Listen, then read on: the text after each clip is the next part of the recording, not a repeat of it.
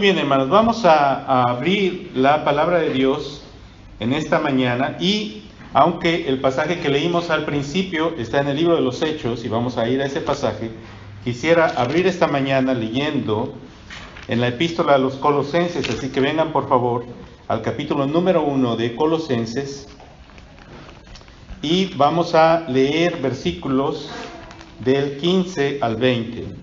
Colosenses capítulo 1, versículos del 15 al 20. Y si está usted ahí, como está sentado, por favor sígame con su vista. Y la palabra de Dios dice de esta manera: Él es la imagen del Dios invisible. Aquí el apóstol Pablo está hablando del Señor Jesucristo. Él es la imagen del Dios invisible, el primogénito de toda creación, porque en Él fueron creadas todas las cosas, las que hay en los cielos y las que hay en la tierra, visibles e invisibles, sean tronos, sean dominios, sean principados, sean potestades.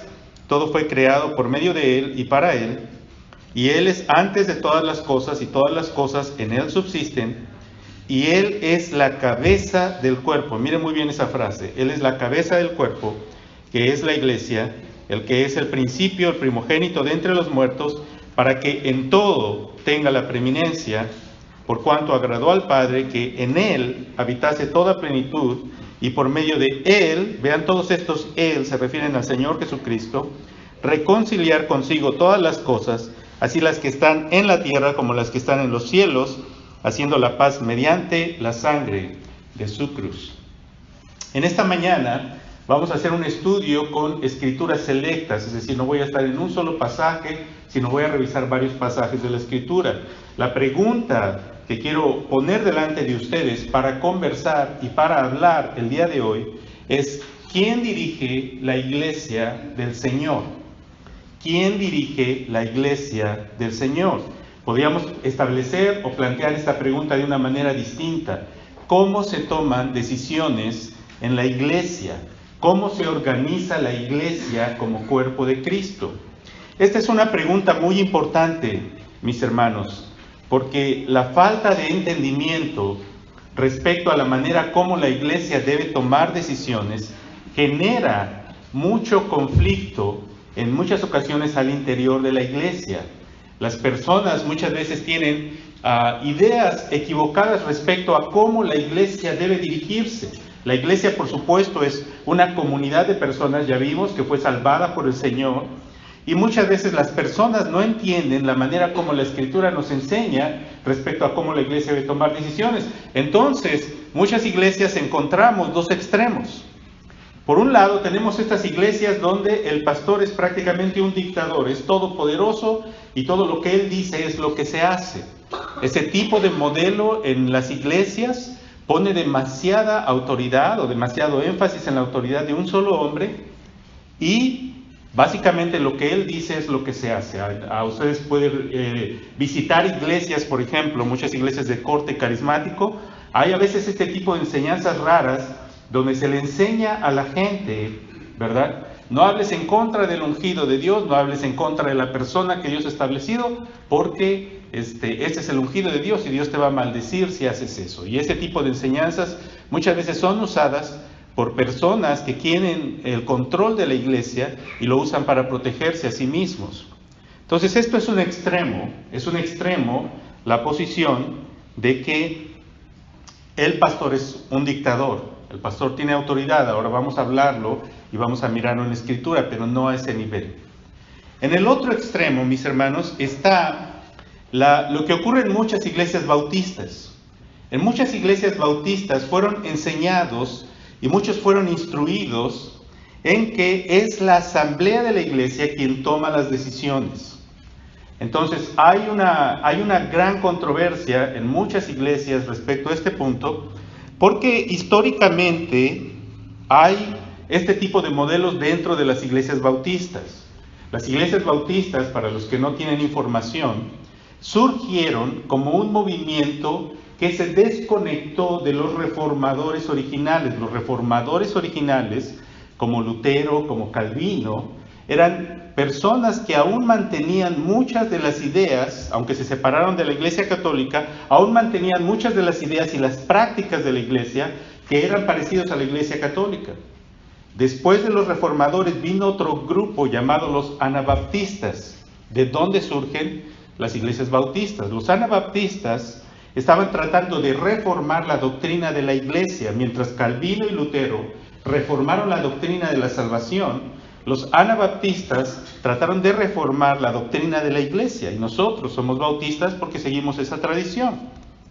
Algunas de esas cosas relacionadas con esa tradición tienen que ver con el hecho de que la Iglesia es autónoma. La Iglesia está compuesta de personas que han confesado que son creyentes, ¿sí? La Iglesia está formada no por todas las miembros de una comunidad. Una diferencia con los reformadores es que, por ejemplo, los reformadores establecían la religión protestante sobre una comunidad y entonces todas las personas en esa comunidad eran protestantes por decreto. Los anabaptistas dijeron, no, la iglesia no está hecha de esa manera, la iglesia está formada de personas que confiesan ser creyentes, que se reúnen en una congregación y que se bautizan para identificarse con Cristo. En estos sentidos estamos de acuerdo. Uno de los principios de la Reforma Protestante tiene que ver con el sacerdocio de los creyentes. ¿Qué significa eso? Lo hablamos un poquito la semana anterior, donde el apóstol Pedro dice que nosotros somos real sacerdocio. Y eso significa que cada creyente, la iglesia cristiana, no necesita de un oficio sacerdotal, no necesita de personas especializadas que sean aquellos que se convierten en personas que interceden por los demás delante de Dios, como ocurre en la Iglesia Católica. En la Iglesia cristiana no tenemos eso. ¿Por qué razón? Porque creemos en el sacerdocio de todos los creyentes. Todos los creyentes pueden acercarse a Dios para interceder por los demás. Entonces, basados en estos principios, nosotros respondemos a esa tradición que viene de los anabaptistas. Pero algunas de las cosas donde quizá debemos tener cuidado es en el aspecto del gobierno. Muchas iglesias, porque afirman el sacerdocio de los creyentes, piensan que la autoridad de la iglesia está puesta sobre la asamblea de la iglesia. ¿Qué quiere decir esto? Entonces, cuando la iglesia va a tomar una decisión, la iglesia o las personas piensan que la congregación debe tomar esa decisión. Entonces, ¿qué es normalmente lo que ocurre? Es que se forman asambleas donde se plantean situaciones y se dice, se va a decidir algo en la iglesia y entonces se hace una votación. Y las personas votan y de esa manera se toman decisiones. Bueno, la pregunta en esta mañana, y este es un tema importante y necesito que pongan mucha atención, porque lo que quiero hacer es que quiero mostrarles con algunos pasajes cómo fue que los apóstoles establecieron la manera de tomar decisiones dentro de la iglesia. Y esto, hermanos, tal vez es algo que vamos a tener que cambiar. Yo les dije, cuando empezamos aquí, hay tradiciones, ¿sí?, que son bíblicas y que podemos seguir si la Escritura nos enseña, pero hay otras tradiciones, si miramos que la Escritura nos enseña algo distinto, que debemos cambiar. Y esto es verdad en todos los aspectos de nuestra vida. Algunos de ustedes escucharon un devocional que escribí ahí y hablo de las tradiciones con respecto a la Iglesia Católica. Pero la realidad es que muchas veces dentro de las iglesias bautistas se han desarrollado tradiciones también que no necesariamente son bíblicas, solamente se han llevado a cabo porque tradicionalmente las iglesias bautistas han actuado así. Pero eso no quiere decir que sean bíblicas solamente porque las iglesias bautistas lo hacen. Además, la práctica nos enseña que tomar decisiones siempre basados en la decisión de la asamblea de la iglesia es un caos. Porque normalmente estas asambleas donde la gente se reúne para tomar decisiones son luchas campales, ¿sí? Son batallas entre personas que tienen diferentes puntos de vista y que empiezan a opinar y que empiezan a dar sus puntos de vista y sus ideas y al final todo termina en caos, no termina en acuerdo, no hay dirección, cosas tan superfluas como la compra de una computadora para la iglesia o el color de la carpeta en la iglesia o si pintamos o no pintamos la iglesia se convierten en campos de batalla nada más porque las personas están luchando por sus preferencias personales porque no están buscando el bien de la iglesia sino están buscando lo que ellos desean. Ahora, ¿cómo la Escritura nos enseña que la iglesia debe ser gobernada. Antes de empezar, un último pensamiento. La iglesia es algo sagrado. La iglesia es algo sagrado. La iglesia debemos tener mucho cuidado cómo nos conducimos y nos dirigimos hacia la iglesia. Cada uno de nosotros somos responsables delante de Dios de la manera que estamos apoyando, que estamos viviendo, que estamos sirviendo, que estamos trabajando para la iglesia. Entonces, nuestro primer punto, ahí en su papelito que les di, el punto número 1 dice: la autoridad final de la iglesia es Cristo. La autoridad final de la iglesia es ¿quién? Es Cristo. En primer lugar, mis hermanos, debemos entender este principio, y por eso leí el pasaje en Colosenses, que está hablando de la supremacía de Cristo en todas las cosas, y el propósito del apóstol en presentarnos a Cristo de esta manera, como dice, Él es la imagen del Dios invisible, Él es el primogénito de la creación. Y entienda, esa palabra primogénito no significa que Jesús fue el primer ser creado. Primogénito aquí significa Él es el heredero de todas las cosas. Dice en el versículo 16, en Él fueron creadas todas las cosas, y luego nos dice, todo fue creado por medio de Él y para Él. Él es antes de todas las cosas, y todas las cosas en Él subsisten. Significa que Él es quien le da vida a todas las cosas, significa Él es Dios. Y entonces en el versículo 18 el apóstol introduce lo que es su propósito enseñarnos, que Cristo es la cabeza de la iglesia. La iglesia solo tiene una cabeza. La palabra cabeza significa autoridad, significa aquel que dirige, significa aquel que manda, aquel que gobierna, aquel a quien la iglesia pertenece. Solamente existe una cabeza. ¿Quién es esa cabeza? Es Cristo. Entonces, si la pregunta en esta mañana es ¿cómo debe dirigirse la iglesia? Esta es una respuesta que no podemos buscar en la tradición humana, sino debemos buscarla ¿en dónde? En la Escritura, porque en la Escritura es donde encontramos lo que Cristo quiere decir respecto a cómo nosotros debemos vivir en obediencia a sus mandatos. Entonces, si queremos entender cómo la iglesia debe funcionar, cómo debe organizarse, tenemos que venir a la Escritura, no a la tradición. Así que si usted dice, bueno, es que la tradición de nuestra iglesia dice esto, la constitución de nuestra iglesia dice esto, yo le digo con mucho respeto, está bien que su tradición, su constitución diga eso, pero lo que es importante no es lo que su constitución o su tradición dice, lo que es importante es lo que aquel que es la cabeza de la iglesia dice, y esto está en la Escritura. Entonces, número 1, Él es la cabeza, la autoridad final es Cristo. No hay otra autoridad en la iglesia, no hay otra autoridad suprema o absoluta, solamente Cristo, Él es la cabeza. Ahora vamos al pasaje de Hechos, que fue el pasaje que nuestro hermano Morales nos hizo favor de leer. Y vamos a Hechos 20, y deseo que usted vea en versículos Hechos 20, 17 y 18, y después vamos a leer el 28. En el 17 y 18 encontramos al apóstol Pablo llamando. Mire que en el contexto de este pasaje el apóstol Pablo está camino a Jerusalén. Sabe él que en Jerusalén le esperan el martirio, le espera el ser apresado de manera injusta. Sabe que los judíos lo están persiguiendo y lo quieren atrapar, y sabe que en camino a Jerusalén sabe qué es lo que le espera. Así que desde una ciudad cercana llamada Mileto, dice en el versículo 17, enviando pues desde Mileto a Éfeso, hizo llamar ¿a quién? A los ancianos de la iglesia. Mire ese nombre, a los ancianos de la iglesia.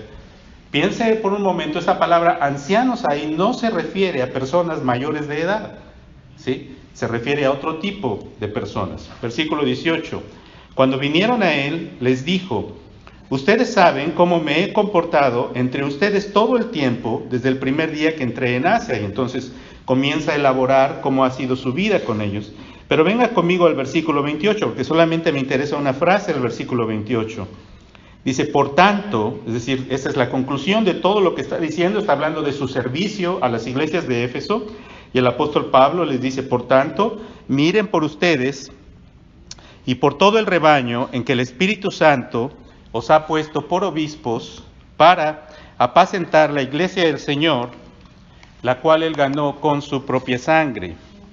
Si usted ve en este pasaje, tenemos la expresión que dice que la iglesia le pertenece ¿a quién? ¿A quién le pertenece la iglesia? A Cristo. ¿Por qué? Porque Él la ganó con su propia sangre, ¿sí?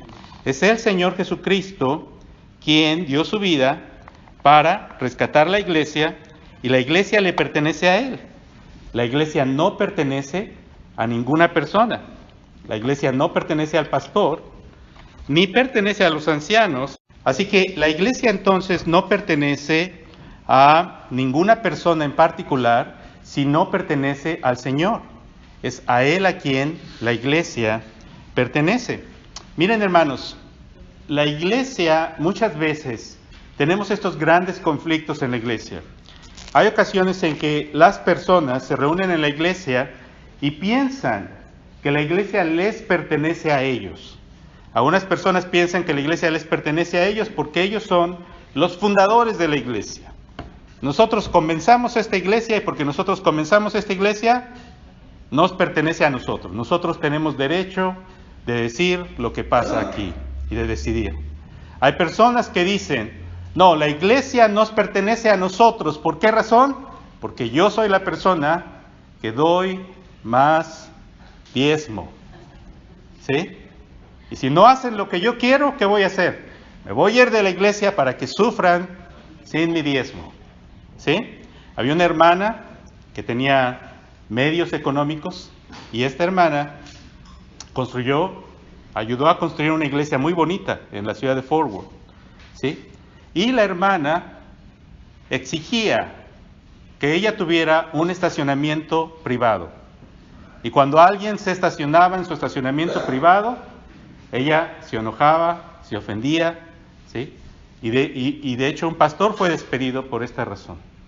Es decir, personas que piensan que la iglesia les pertenece, pero aquí estamos viendo que la Escritura dice claramente, la iglesia no te pertenece a ti, no le pertenece al pastor, no le pertenece a los líderes, no pertenece a ninguna familia en particular. La iglesia pertenece ¿a quién? A Cristo. Es de Él, ¿sí? Entonces, habiendo dejado claro estos dos puntos, vamos a mirar a quién o cómo. Yo creo que es la pila, hermano.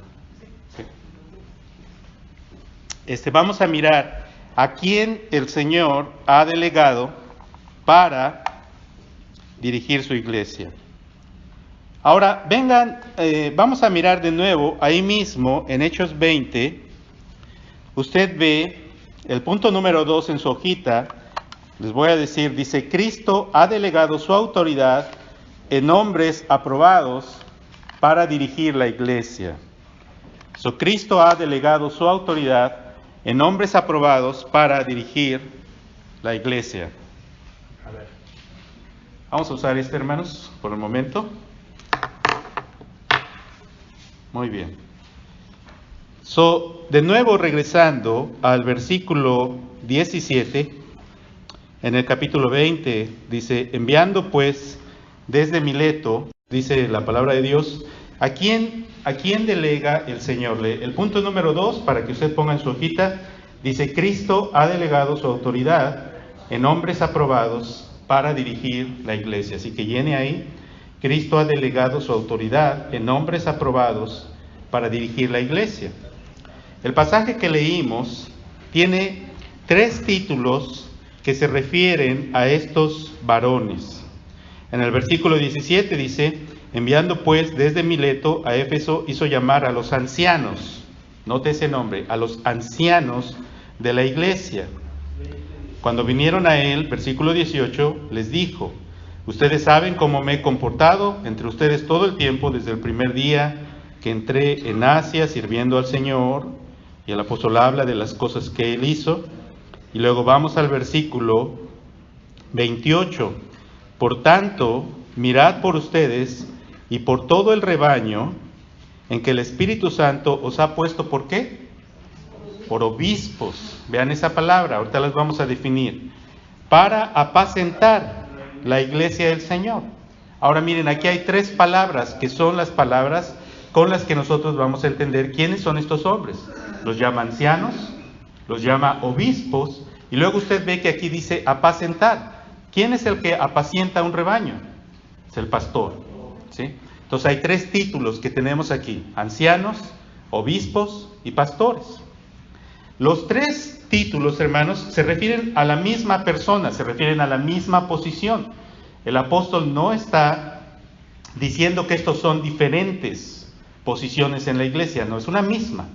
Estos títulos se usan normalmente de manera intercambiable en el Nuevo Testamento. O sea, cuando está hablando de obispos, está hablando de ancianos o está hablando de pastores, es lo mismo. Pero hay una diferencia entre a lo que se refiere cada título. Por ejemplo, cuando los denomina ancianos, se refiere al oficio de gobernar o administrar la iglesia. Entonces, definidos como ancianos, estos hombres a quienes se les delega esa autoridad están encargados de gobernar o administrar los asuntos de la iglesia. Definidos como obispos, la palabra obispos, la palabra griega episcopos, significa uno que es encargado de cuidar o de velar, alguien a quien se le encarga la tarea profunda de cuidar y de vigilar la iglesia del Señor, de tener cuidado de ella. Y de nuevo, hermanos, deseo que entiendan, no estoy hablando aquí del edificio, ¿me explico? Cuando estamos hablando de la cuestión del obispo, no estamos diciendo del edificio, estamos hablando de la iglesia. ¿Quién es la iglesia? Las personas. Y el tercer término, pastor, se refiere más específicamente al don espiritual. El pastor es quien tiene el don espiritual para apacentar. Y apacentar básicamente, ¿qué significa? Significa sacar las ovejas a alimentarse, cuidarlas, atenderlas, dirigirlas, guiarlas, aconsejarlas, exhortarlas, etc. Es un don espiritual. Entonces, de nuevo, anciano es la administración, obispo es la labor encargado de vigilar, de cuidar, y pastor es el don espiritual para servir, para alimentar, para apacentar la iglesia. Ahora, a estos varones aprobados se les encomienda la tarea de dirigir la iglesia. Vengan conmigo a 1 de Pedro 5, voy a ir un poquito rápido, hermanos, para no tomar mucho tiempo. En 1 de Pedro, capítulo 5, el apóstol Pedro dice, versículo 1, dice: ruego a los ancianos que están entre ustedes, yo anciano también con ellos, y testigo de los padecimientos de Cristo, que soy también participante de la gloria que será revelada. Apacienten la grey de Dios. Esa palabra grey, usted la puede traducir también como rebaño. A lo mejor algunos de ustedes que tienen Biblias distintas, dice apacienten el rebaño del Señor, que está entre ustedes. Cuiden de ella, no por fuerza, sino voluntariamente. No por ganancia deshonesta, sino con ánimo pronto. No como teniendo señorío sobre los que están a vuestro cuidado, sino siendo ejemplos de la grey. Y miren lo que dice el versículo 4. Y cuando aparezca el príncipe de los pastores, ustedes recibirán la corona incorruptible de gloria. Primera de Pedro 5, sí es lo que dije. Dice: a estos varones entonces se les ha encomendado la tarea, mis hermanos, de tomar las decisiones en la iglesia. Son personas a quienes Dios ha escogido para que ellos sirvan y tengan el cuidado de atender las necesidades de la iglesia. Esto implica las decisiones también. Ellos están llamados a gobernar. Vea usted que el apóstol les exhorta y les dice: apacienten la grey de Dios, y les dice: cuiden de ella, y les dice: no por fuerza, sino voluntariamente. Es decir, esto es una labor que aquellos hombres hacen voluntariamente, no porque son forzados a hacerlo, sino lo hacen de corazón, voluntariamente. También dice: no por ganancia deshonesta, sino con ánimo pronto. La Escritura nos enseña claramente que los que se dedican al ministerio son dignos de recibir un salario, pero también nos advierte a aquellos que estamos sirviendo en el ministerio que no sea el hecho de querer enriquecernos o querer sacar una ventaja, una ganancia incorrecta, la razón por la que estamos sirviendo en el ministerio. También dice el pasaje que lo hagamos con ánimo pronto, no como teniendo señorío sobre los que están a vuestro cuidado. Los ancianos, obispos o pastores no están ahí para ser los managers de la iglesia, no son las personas que están ahí para, ¿cómo se dice?, enseñorearse de los demás, para que los demás les sirvan, no son reyes, no son personas que, ¿cómo se dice?, son puestos o fueron puestos por Dios, porque ellos son la autoridad final. ¿Quién es la autoridad final en la iglesia? Es el Señor Jesucristo, ¿sí? Así que esta autoridad es una autoridad ciertamente que Dios ha puesto, es una autoridad humana, pero es una autoridad delegada. La autoridad que los pastores y líderes representan la autoridad de Dios, no la autoridad de ellos. ¿Me explico? La autoridad no está en ellos, sino ellos reciben esa autoridad ¿de quién? De Dios, y la administran hacia la iglesia. Así que estos varones son llamados para eso. Ahora vengan conmigo al libro de Tito. Yo sé que estamos viendo varios pasajes, mis hermanos, pero este tema es importante que entendamos los pasajes y los veamos, porque estoy predicando en contra, o no en contra, estoy tratando de corregir una tradición que me parece que se ha desconectado de la Escritura y que además ha traído una gran cantidad de conflictos al interior de la iglesia. En el libro de Tito encontramos al apóstol Pablo escribiendo una epístola a uno de sus discípulos y colaboradores del ministerio llamado Tito, que se encontraba en una ciudad llamada Creta. Las iglesias en Creta, mis hermanos, tenían varios conflictos. Creta era una ciudad bastante difícil. Varios problemas había ahí. Número uno, el carácter de la gente. Si usted ve, por ejemplo, el versículo 12, el apóstol Pablo habla de cuál es el carácter de los cretenses. Él dice, los cretenses, siempre mentirosos, malas bestias, glotones ociosos. Y luego dice, este testimonio es verdadero. Es decir, el apóstol sabía que la gente de Creta era gente que tenían muchos problemas. Eran gente que por naturaleza eran engañadores, tenían malas costumbres, tenían malas actitudes. También, mis hermanos, porque había todo este tipo de situaciones, en la ciudad de Creta había muchas personas que eran rebeldes. En lugar de sujetarse a sus líderes espirituales, ¿qué hacían? Retaban la enseñanza, retaban a los que trataban de enseñar, y muchos de ellos se estaban volviendo a falsas enseñanzas, eran rebeldes y contumaces. Entonces, cuando el apóstol le escribe a Tito, le dice la razón por qué él está escribiendo esta carta, y usted ve en el versículo 5, voy a comenzar a leer ahí. Por esta causa te dejé en Creta. ¿Para qué? Para que corrigieses lo deficiente y establecieses ancianos en cada ciudad, así como yo te mandé. Pablo le está diciendo a Tito que él lo dejó en Creta con el propósito de que Tito, ¿qué es lo que Tito debe hacer? Establecer ancianos. Porque a través de establecer ancianos se van a corregir las deficiencias. ¿Cuáles son las deficiencias? Hay una gran cantidad de conflictos en las iglesias en Creta, porque la gente es mentirosa, busca su propio interés, son egoístas, están peleando, son rebeldes, y Pablo le dice a Tito, establece ancianos. Ahora, ¿cómo establecer ancianos va a resolver esto? Bueno, el punto, mis hermanos, es que aquellos que son establecidos como ancianos son personas que son llamados a ser ejemplo. Entonces, si tienes una ciudad donde la gente son engañadores, son mentirosos, tienen malas costumbres, ¿qué debes hacer? Tienes que establecer personas que son honorables, que su vida es un ejemplo, para que los demás puedan ver qué es lo que Dios desea, cómo Dios desea que los creyentes vivan y se comporten. Entonces el apóstol empieza a citar una serie de características. ¿Quién es llamado a ser un anciano? Y dice aquí, el que fuera irreprensible. La palabra irreprensible significa aquí una persona que no tiene una acusación que se pueda realmente sostener.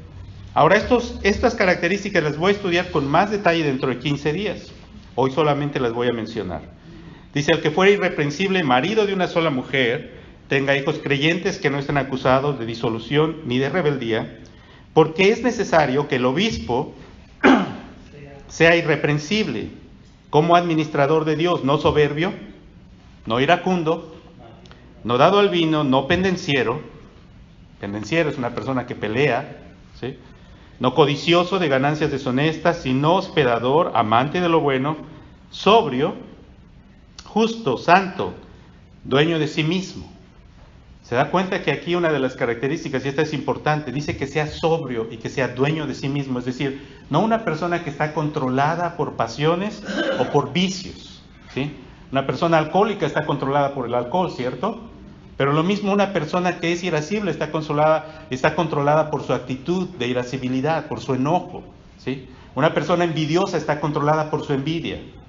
Pablo dice, no, que sea dueño de sí mismo, retenedor de la palabra fiel, tal como ha sido enseñada, para que también pueda exhortar con sana enseñanza y convencer a los que contradicen, porque aún hay muchos contumaces, habladores de vanidades y engañadores, mayormente los de la circuncisión, a los cuales es preciso tapar la boca, que trastornan casas enteras, enseñando por ganancia deshonesta lo que no conviene.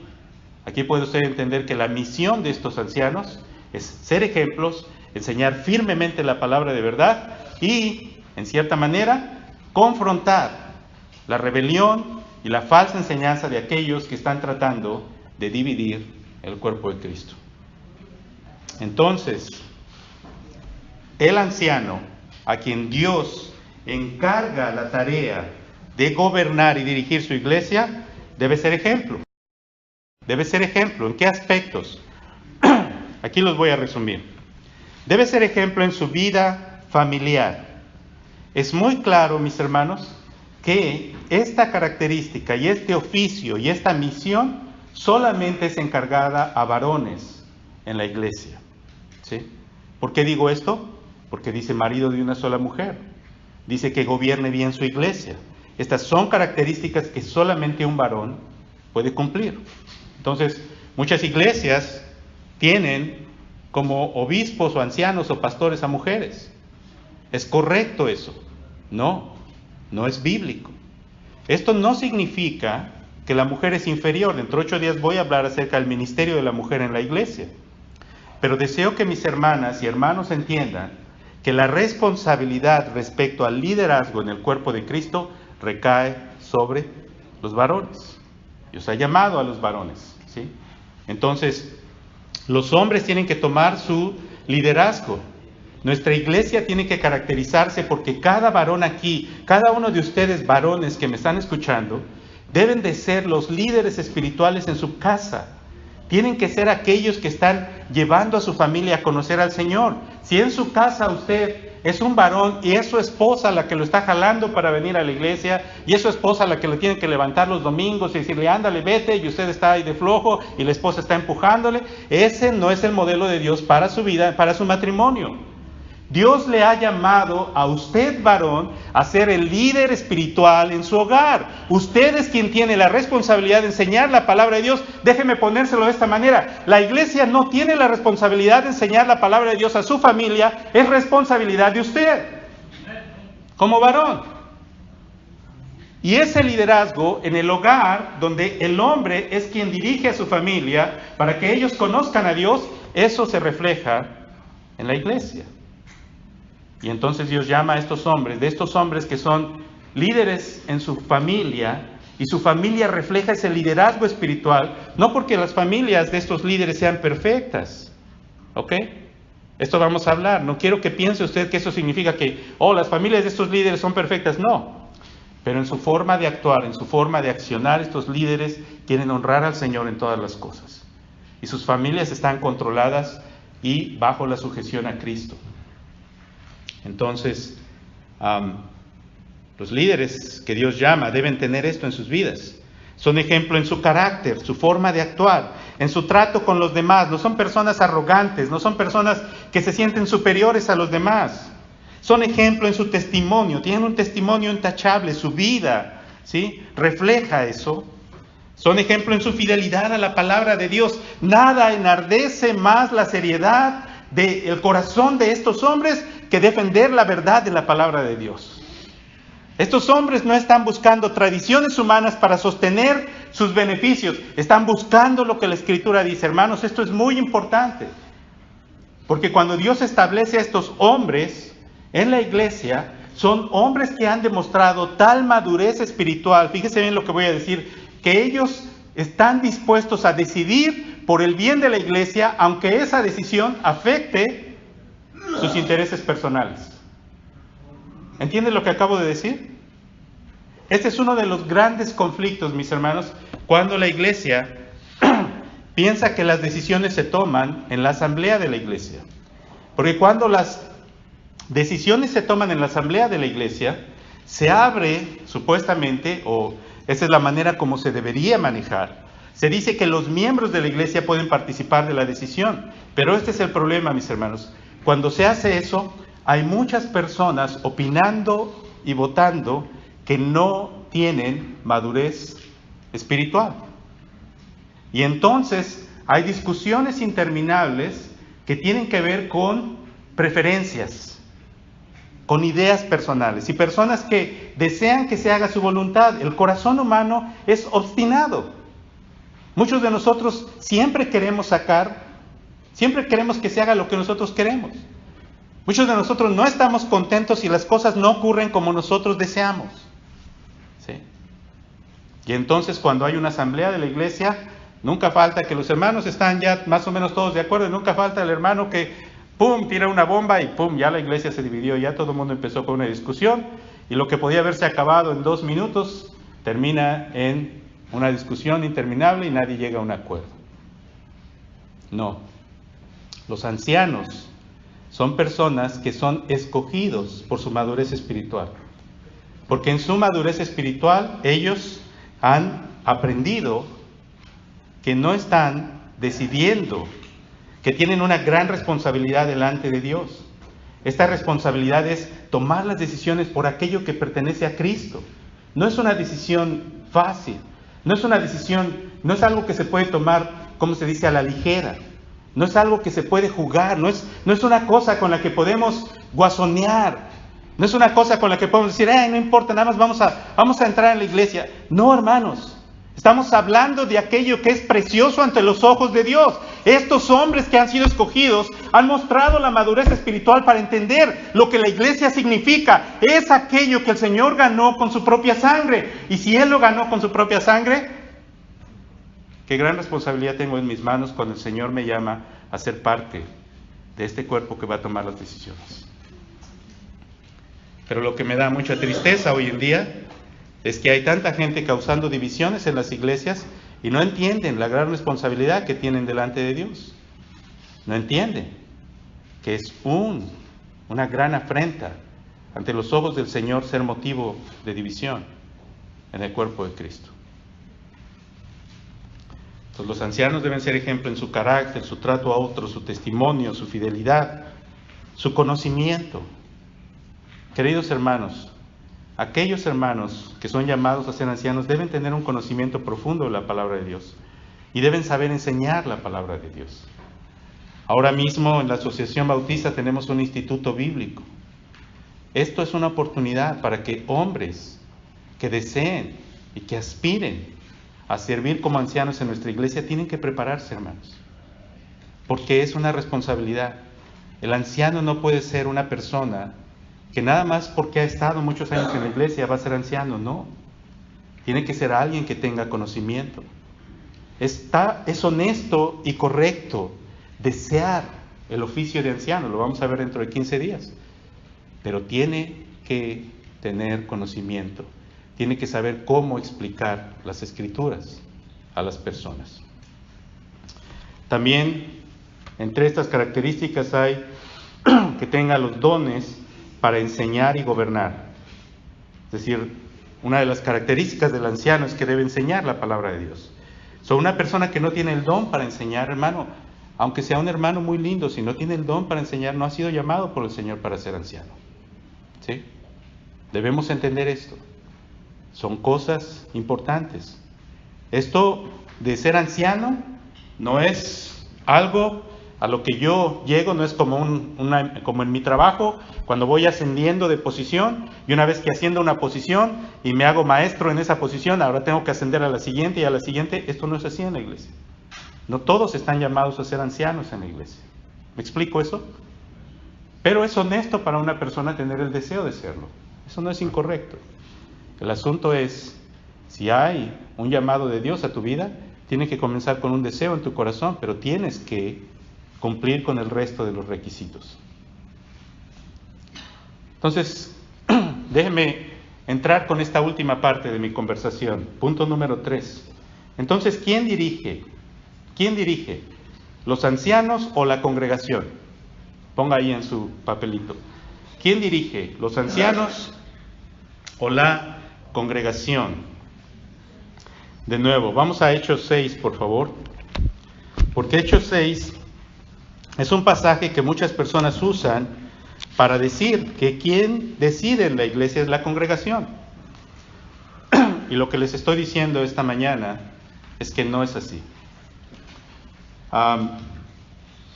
Y con todo esto, me refería al principio a dos extremos. En un extremo tenemos al pastor que es dictador. Bueno, un pastor no puede y no debe ser un dictador en la iglesia. ¿Por qué? Porque estos ancianos es un grupo de varones. No es una sola persona. Es un grupo. El pastor principal puede actuar como líder de ese grupo, pero él trabaja en conjunto y también bajo la supervisión de unos a otros con otros líderes. Hermanos, una de las cosas que yo les pido que oren es porque en nuestra iglesia vamos a establecer ancianos en los meses que vienen. Y deseo que oren. Porque la manera como establecemos ancianos es vamos a sugerir a algunos hermanos y los vamos a poner delante de la iglesia.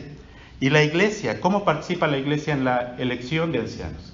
La iglesia no es quien toma la decisión, pero la iglesia verifica que estas personas realmente han demostrado la madurez espiritual para ser parte del cuerpo de ancianos. ¿Se entiende? Entonces se sugiere a unas personas y se pone delante de la iglesia y se ponen a prueba. Y se dice, esta persona va a estar a prueba por tanto tiempo, y después de eso, si la iglesia, si alguien en la congregación tiene una objeción, si alguien dice, yo no creo que esa persona está lista, debe decirlo y debe de hablar. ¿Por qué? Porque si no está listo, no está listo. No debemos poner personas como ancianos, personas que no están listos. Eso es un error terrible. ¿Sí me explico? Porque el grado o la posición de anciano es un grado de alta confianza, mis hermanos. Fallar o equivocarnos en eso va a traer consecuencias muy fuertes sobre la vida de la iglesia. Entonces, ¿quién dirige, los ancianos o la iglesia? Algunas personas usan Hechos 6. Vamos a ver lo que pasó en Hechos 6. Y algunos usan esto para decir que la iglesia es quien decide, pero vamos a ver lo que dice aquí. Hechos 6, versículo 1, dice, en aquellos días, como creciera el número de los discípulos, hubo murmuración de los griegos contra los hebreos, de que las viudas de aquellos eran desatendidas en la distribución diaria. Entonces los 12 convocaron a la multitud de los discípulos y dijeron, no es justo que nosotros dejemos la palabra de Dios para servir a las mesas. Buscad pues, hermanos, de entre vosotros a 7 varones de buen testimonio, llenos del Espíritu Santo y de sabiduría, a quienes encarguemos de este trabajo. Y nosotros persistiremos en la oración y en el ministerio de la palabra. Agradó la propuesta a toda la multitud, y eligieron a Esteban, varón lleno de fe y del Espíritu Santo, a Felipe, a Prócoro, Nicanor, Timón, Pármenas y Nicolás, prosélito de Antioquía, a los cuales presentaron ante los apóstoles, quienes orando les impusieron las manos. Algunos miran este pasaje y dicen, ¿ves cómo fue la iglesia quien escogió a estos hombres? Entonces la iglesia es quien toma las decisiones. Pero esa es una lectura incorrecta del pasaje. Les voy a explicar por qué. En primer lugar, porque hay un conflicto en la iglesia. Y hermanos, todas las iglesias van a tener conflictos. Es inevitable. Los conflictos deben de resolverse de manera sabia en la congregación. Ahora, hay conflictos en la iglesia, pero se da cuenta que en el versículo 2 dice, entonces los 12 convocaron a la multitud. ¿Quién convocó a la multitud? Los 12. Los 12 están actuando aquí como los ancianos de la iglesia. ¿Me explico? Ellos están tomando ese rol y ese papel. Son los apóstoles. Esto es una categoría distinta. Pero en este momento, siendo la iglesia de Jerusalén la única iglesia existente, digámoslo de esta manera, los apóstoles están actuando en calidad o en función de ancianos en la iglesia. Ellos son quienes convocan a la multitud para dejarles saber a la multitud que este asunto, ¿sí?, que está ocurriendo en la iglesia no pueden ellos tomarlo, porque no pueden ellos dejar el ministerio de la palabra para ponerse a resolver las situaciones de conflicto. Gracias, mi hermano, muy amable. Las situaciones de conflicto que se están presentando al interior de la iglesia. Entonces, lo que los apóstoles hacen en calidad de ancianos, ellos delegan en la congregación la responsabilidad de establecer a personas que resuelvan estos conflictos. Entonces, usted ve que en el versículo 3, los apóstoles les dan un mandato a la congregación y le dicen: busquen pues, hermanos, de entre ustedes a 7 varones de buen testimonio.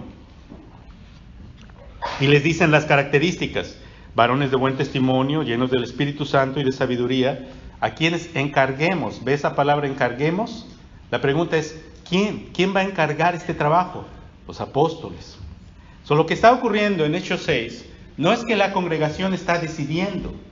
Son los apóstoles quienes le están dando instrucciones a la congregación de escoger a estas personas y traerlos delante de los apóstoles para que los apóstoles hagan la aprobación de esos individuos. Y usted ve que lo que estoy diciendo es correcto, porque en el versículo 6 dice: a los cuales, es decir, después de que escogieron estos 7 varones, dice: a los cuales presentaron ante los apóstoles, quienes orando les impusieron las manos. ¿Qué es lo que significa imponer las manos? Imponer las manos es una señal de autoridad. Significa delegación de autoridad. Así que cuando nosotros llamemos a hermanos para que sean ancianos en nuestra iglesia y sean puestos a prueba, y la iglesia diga: sí, estos hermanos manifiestan las características de ser ancianos, y entonces sean llamados, entonces los vamos a llamar aquí y vamos a imponer las manos sobre ellos. No porque a través de eso les vamos a comunicar el Espíritu, no, esas son personas que ya tienen el Espíritu de Dios. Lo vamos a hacer porque es una señal de que estamos delegando autoridad en ellos. Ahora, ¿de quién es esta autoridad?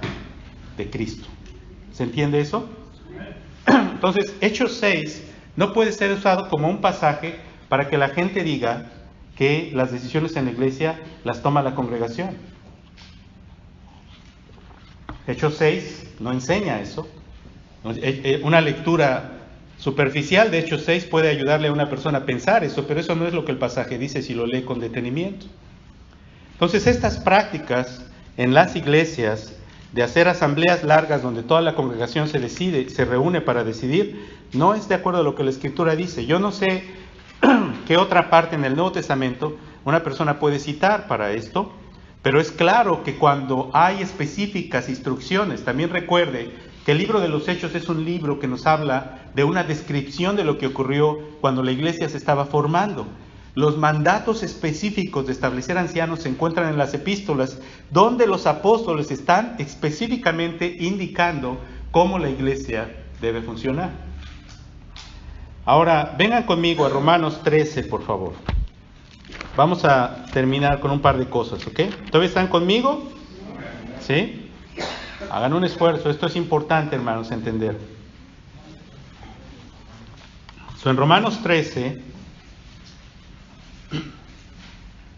versículo 1 y 2, dice: sométase toda persona a las autoridades superiores, porque no hay autoridad sino de parte de Dios, y las que hay por Dios han sido establecidas. Deseo que entienda lo que Romanos está diciendo. Pablo aquí está hablando de las autoridades de gobierno, del gobierno secular. Pero este principio, mis hermanos, se aplica a todas las autoridades que nosotros tenemos en nuestra vida. Porque en última instancia, la autoridad última y suprema es Dios mismo. El apóstol Pablo aquí está diciendo que si existe una autoridad sobre nosotros, esa autoridad la puso ¿quién? La puso Dios. Y si Dios puso esa autoridad, entonces yo tengo que sujetarme a esa autoridad porque representa la autoridad de Dios. Esto es cierto en todos los ámbitos de la vida. Entonces, por ejemplo, los hijos son exhortados a sujetarse a sus padres. ¿Por qué? Porque los padres representan una autoridad para sus hijos. ¿Pero por qué representan una autoridad para sus hijos? ¿Nada más porque son sus hijos y porque son de usted? No. Porque en primer lugar los hijos no son de usted, son del Señor. Y el Señor se los dio.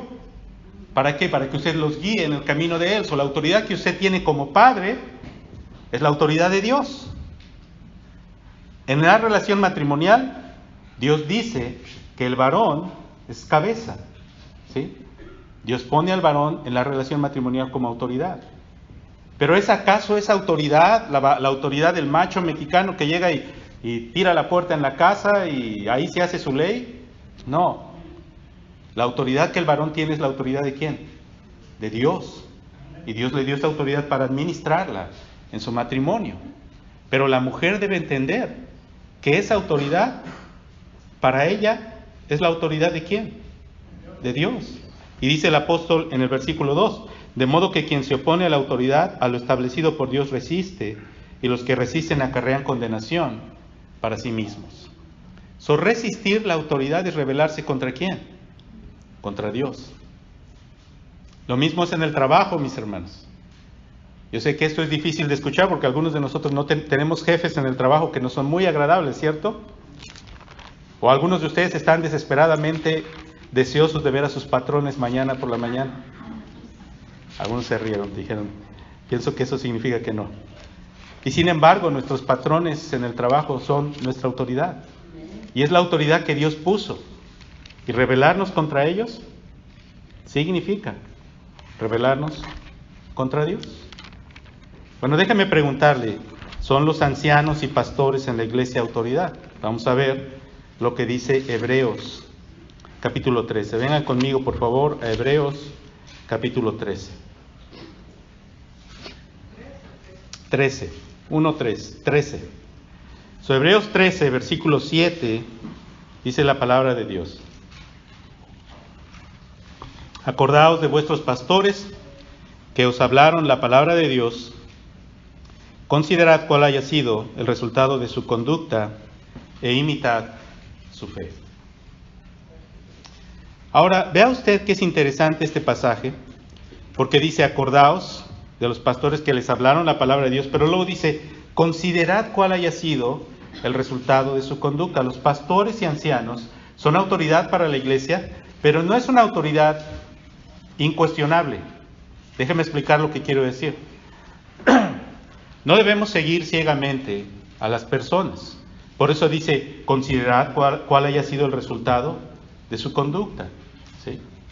Si un anciano o un pastor está haciendo cosas incorrectas de acuerdo a la palabra de Dios, eso no quiere decir que usted está sujeto a esa autoridad. ¿Sí me explico? La autoridad de la palabra de Dios está por encima de eso. Hay límites para la autoridad. Pero vea, por ejemplo, en el versículo 17, dice, obedeced a vuestros pastores y sujetaos a ellos. Ve, estas dos expresiones son expresiones fuertes, obedecer y sujetarse. ¿A quién? A vuestros pastores, porque ellos velan por vuestras almas, como quienes han de dar cuenta. Esta es la gran responsabilidad del pastor y anciano. Él tiene que dar cuenta de las almas. Dice, para que lo hagan con alegría y no quejándose, porque esto no os es provechoso.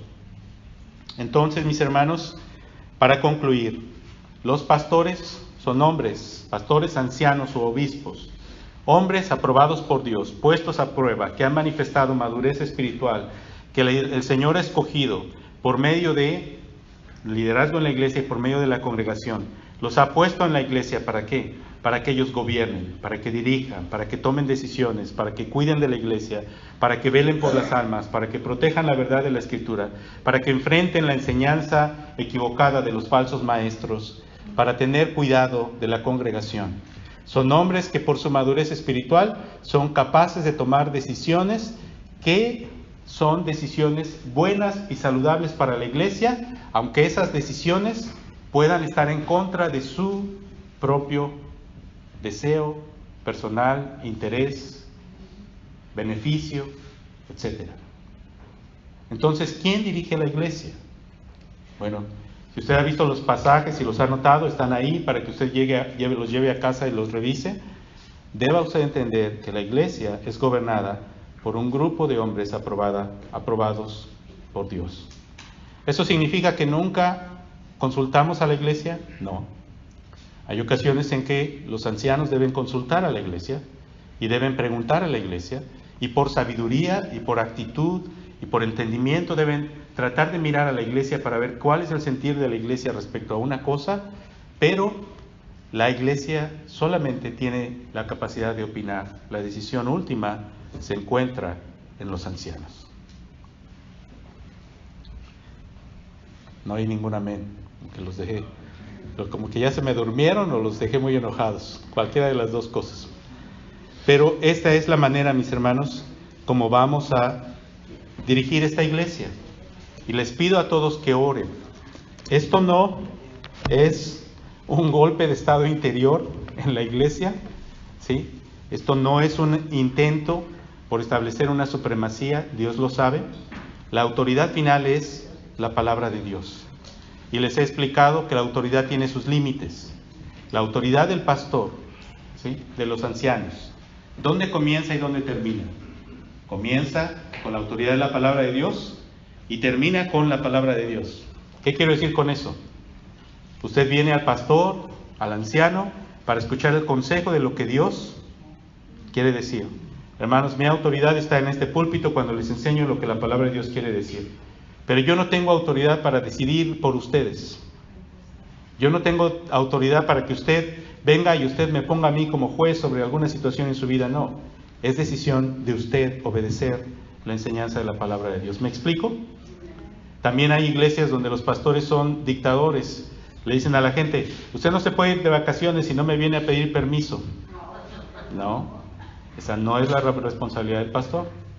Claro que es una cuestión de orden y de cortesía decir al pastor, pastor, voy a estar 2 semanas fuera de casa, vamos a ir de vacaciones con mi familia. Es una señal de cortesía, pero no significa que usted está sujeto a darle parte y suerte. Hay lugares donde esta autoridad se abusa a tal extremo que los pastores saben cuánto ganan las personas y cuánto tienen que diezmar. ¿Sí? No, hermanos, tampoco en esas cosas. La enseñanza de la palabra de Dios está puesta delante de ustedes y ustedes son responsables de obedecer o no obedecer delante de Dios. Pero también quiero explicar con claridad que personas que aspiran a servir y que aspiran a tener una posición de liderazgo en nuestra iglesia deben manifestar madurez espiritual. Si no la manifiestan, no pueden servir. Si usted es una persona inconstante que no viene a la iglesia, que falta, que a veces un domingo sí viene, otros 2 no, y luego vuelve a regresar, no piense usted que tiene parte en algún tipo de liderazgo en la iglesia, porque su actitud para con la iglesia nos deja ver que usted no es serio respecto a su entendimiento de lo que la iglesia es, y se lo digo con mucho respeto. ¿Sí? ¿Quién es a quien miramos una persona seria? Una persona que está sirviendo, que está trabajando, que está apoyando, que es confiable, que se le dice, hermano, puede ayudarnos con esto, y ahí está, y no se le tiene que decir 2 veces, y no se tiene que andar buscando a la persona para decir, hermano, ya hizo lo que se le pidió que hiciera. No, es alguien que está ahí, serio, honesto, sincero, sirviendo, que está arreglando su vida, que está ordenando su matrimonio, su relación con sus hijos, todos los aspectos en su vida, que está creciendo en el conocimiento, que está sirviendo con amor, que está diezmando con fidelidad. Todas estas cosas manifiestan madurez en la vida de una persona. Si usted tiene aspiraciones, bienvenido, bienvenidas esas aspiraciones. La puerta no está cerrada a ninguna persona, pero quien tiene aspiraciones debe entender que el llamado de Dios a algo de esta manera implica una madurez espiritual que se ha manifestado a través no solamente de unas semanas, sino a través incluso de años.